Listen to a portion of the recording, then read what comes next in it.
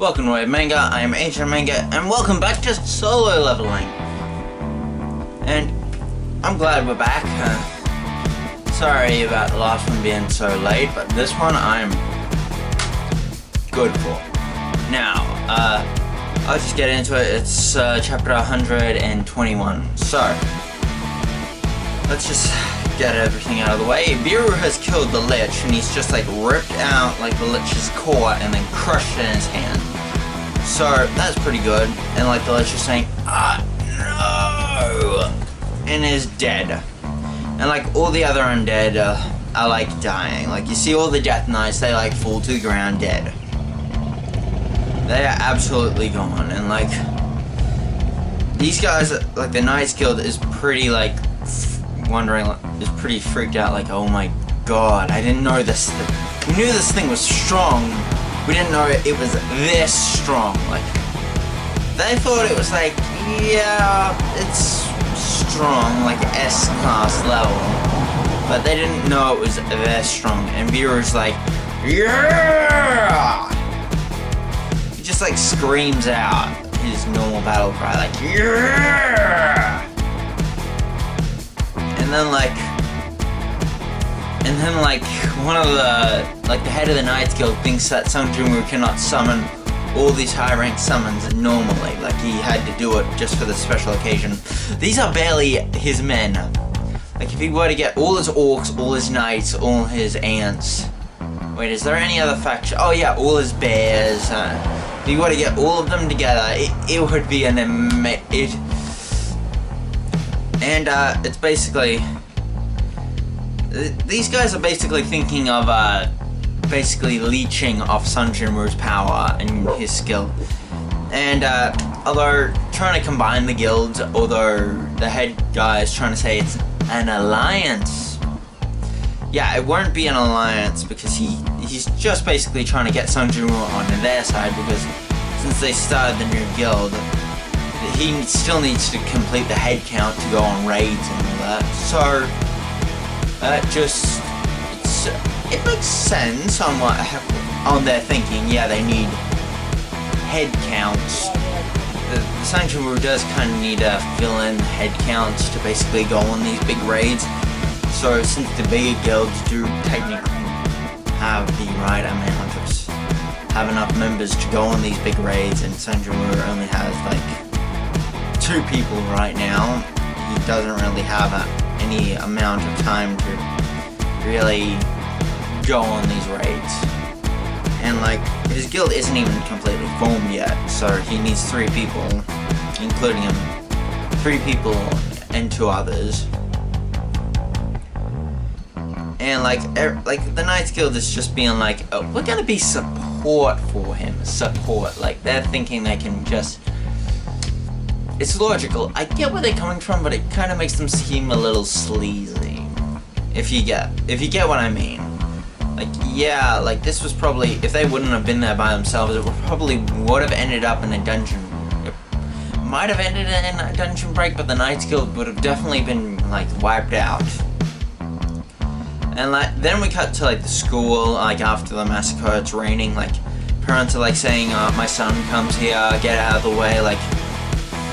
We know a lot of people died at this school, and like we see one girl just over one of her friend's bodies just like crying, and like some hunters show up saying, are there any other survivors? And basically no, there isn't any survivors. I don't know what they're talking about, whether it's any human survivors or any orc survivors. Either way, it's a no, because all the kids are either evacuated and all the orcs have been killed by Sung Jin-woo, so it's pretty clear.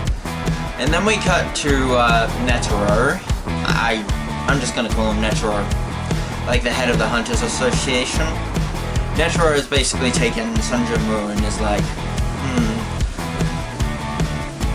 213 people escaped, 10 survived, and everybody else is dead.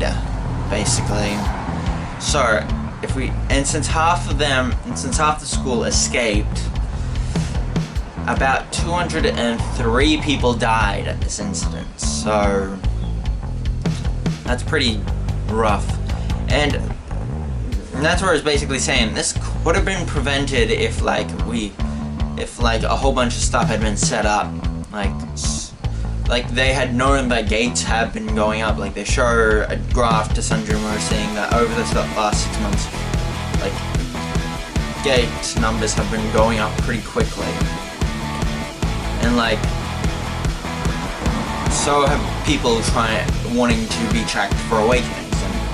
And Netero is saying it's kind of like a balancing act. Like there are more gates, but there are more people to fight the gates. So, and Sun Jinwoo notices, like, he says something's changing. We don't know what that is. I'm probably saying, like, the devs of this game are probably thinking, let's wipe it out. Let's start ramping up the difficulty for these people. And then, like, we get to something else that Netero actually wanted to talk to Sun Jinwoo about, besides just the massacre at the school and wanting him to know the stats. Japan, the US, China, Russia, France, Britannia, Britain. How can people think that that's Britannia? It's Britain.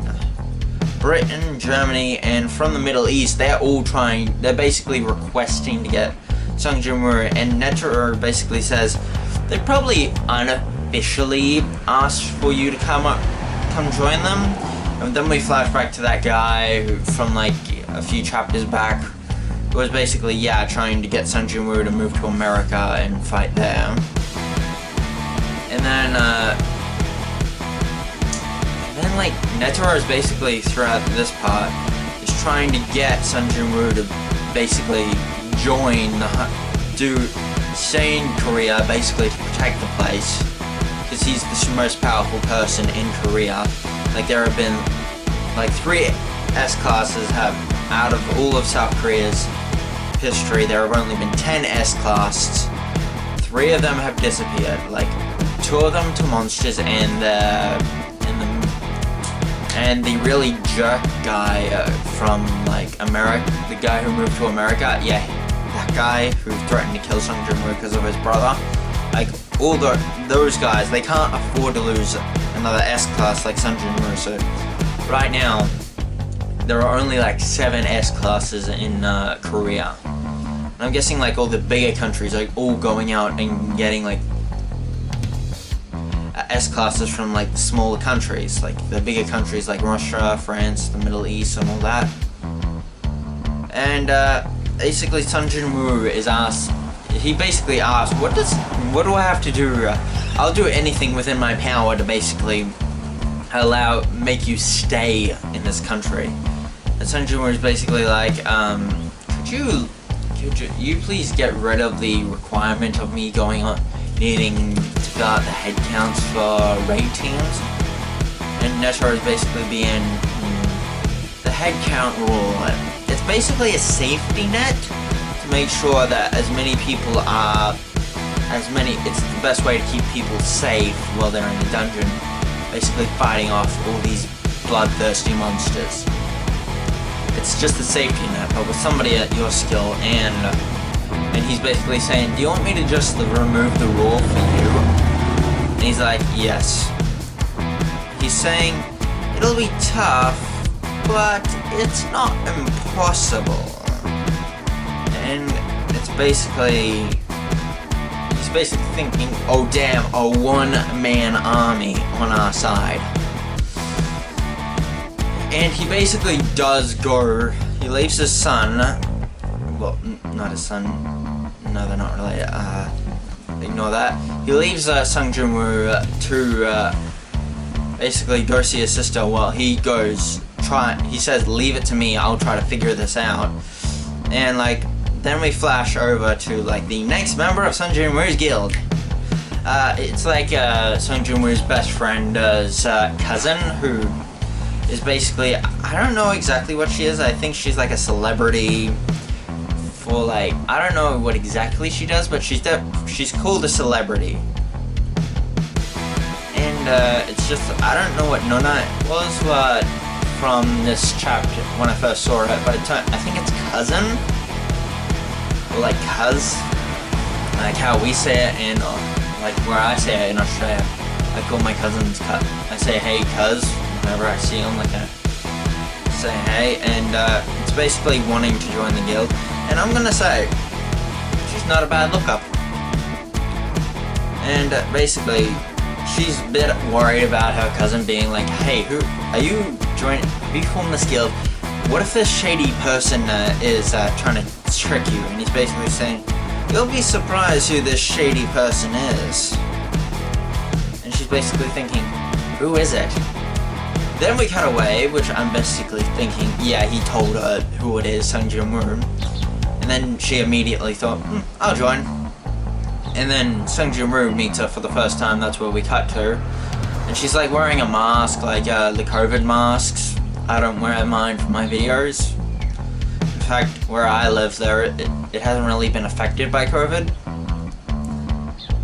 And also, Sung Jin-woo's best friend, I forget his name because I haven't read it in a long time.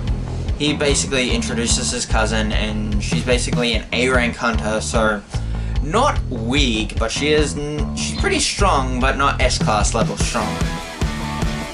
And she's basically, wow, it's the first time to meet I've never met Sung Jin-woo before. You're the guy who ruined basically that douche's conference when you were revealed to be an S-class. And Sung Jin-woo's like, she's an S-class. She's an A-rank. That's pretty cool. And he basically thinks, like, is it genetic? Because, like, her cousin is a hunter, she's a hunter, and it's not unheard of for, like, siblings to awaken at the same time. Plus, my father was a hunter, so maybe it's like a hint on that maybe it's genetic on what awakenings are, but it's not straight out said that that's how awakenings work. It's like genetic. It's not like said that. It's like Sung Jin-woo was like thinking, is it like genetic or something? And like she's willing to join the guild, and he's willing to let her join because she's not really going to get in the way of fights, and she's not really a liability. That's why I think Sung Jin-woo is going to be like, she doesn't have to be that's why he's basically trying to get rid of the head count rule, so then he can go in himself and just deal with dungeons by himself, because he can rely on his shadows and he doesn't want people to get hurt. I don't believe Sung Jin-woo. The reason that I think he prefers to going alone is because if he goes in a big group, that means there's a higher chance of people getting hurt. That's why I think he prefers going alone, and that's why he doesn't like more powerful people. And plus, she does prefer hanging out with the Sung Jin-woo and her cousin, because the guy she works for like her uncle, I guess it'd be, and her other cousin, who's basically being like, he's kind of a jerk. We haven't met him, but basically Sung Jin-woo's best friend is basically saying, it's my older brother, he's basically a douche. The one with the he's said to have a bad attitude. By that, I think he means that, it's a bad personality, which I take that as he's a kind of a douche. And basically he agrees for her to join and basically set up give her all the paperwork to fill out, and then basically she says, excuse me, do you mind if we take a selfie for my account? For my SNS account? And they do, and then we cut to Neto basically fighting off the boardroom, basically trying to get Sung Jin-woo through, and basically the way he can't just say, I plan on removing like the rules for Sung Jin-woo. He's like, what if I like make summons count as a head? Because then like Sung Jin-woo can easily fill out the head count. Then like, it's pretty smart, like make it summons, because Sung Jin-woo is good at summons. Then you can like fill out the head count and then deal with dungeons. He's not breaking any rules. Like if they change it, then other people can follow that rule, but Sung Jin-woo would be the one who's most advantaged by that rule. And people are like just complaining, like, you can't break the rules. If this is obviously favoritism, and Netero is basically like, yeah, and it is favoritism. Yes, it's favoritism. What do you think we're doing? We're fighting off monsters. We need a fighter like Sun Jin-woo. And if we don't if we don't give in to some of his whims, that means that we might lose him. If we lose him, then we'll be at a... You know what happened? You know the Jeju Island? That might happen here. So basically, keep him around.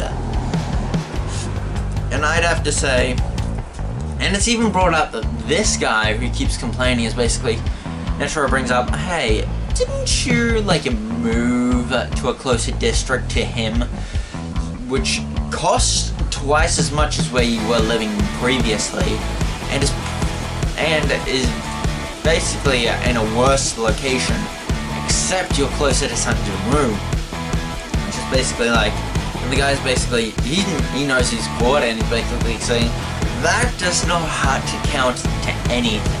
That is not a part of anything right now. We're talking about this, not my personal thing. And Netero keeps going on, everybody in Korea wants to be safe, so if we keep this guy around, and throughout most of this conversation, Netero's eyes are glowing bright gold. He's just I believe he's just using his power, basically being, He's basically throughout this whole conversation, we need this guy. If we can just bend the rules slightly, add summons to add to a head count, that would be fair. Because as we know, throughout other guys who use summons, they're very hard and take up a lot of mana. So a summon isn't really that reliable, but so it wouldn't really change that much. But say a character like Sun Jin-woo, who has many summons, can easily fill out the head count. And he's just asking, how much can we really risk losing this guy? And he's he was the one who dealt with the Jeju Island. He dealt with all this stuff that would have screwed us over. And yet you're not willing to help this guy? Just a little bit? Show a little bit of favoritism? I believe that, this guy's showing results. Let him do all this stuff. And then we get to the last part of the chapter, which is basically the selfie that I forget her name, but Sun Jin-woo's friend's cousin took a photo of with them. The two guys are sure. Hey. It's basically it's got it's basically saying the first day of Arjun Guild, and it's got 200,000 likes already, and then Char's just looking at this image I'm gonna take off my glasses for this, that is what she's looking at, big wide-eyed and in shock. And then we see her and she's trembling, and then outside we see the whole building rumbling. She is not happy. She offered to join the guild, and then just this random chick joined the guild, and it's she's not happy. And that's basically it for the chapter. I really liked it. It's just it's basically you get information and theories about what's going on, balance and genetics possibly. I really like this chapter because it brought up some questions is it genetic or what the hell is going on? Things are getting more intense, people are more gates are opening up, plus more awakenings. Plus, there were all this politics. Netero was trying to make sure Sun Jin-woo didn't leave the country. I don't think he was Sun Jin-woo was going to leave the country at all, but still, it's still a huge possibility that he could leave the country, and they were not willing to take that chance. He was out. There was no kicking around the bush, and he was Yeah, this is favoritism at its most obvious. Yes, I'm favoritizing this guy. What do you think we need to do to get this guy to stay? And it's basically the introduction of a new character and a whole bunch of stuff that I really liked. And it's a really good chapter. And it's really nice that they brought up something early and that they brought up something that is kind of a pain to Sanjuro, and Sanjuro starting, although I really hope they show the conversation between like a Knight's Order Guild. I think that's what they called. And Sanjuro basically saying, yeah, have you looked at the new requirements? All I need are like summons. So I don't really need you guys anymore. That was only really what I needed for that like dungeon. So bye. So Sanjuro is basically now just doesn't need the A ranks anymore. And let me think. Anything else in this chapter that I left out? No.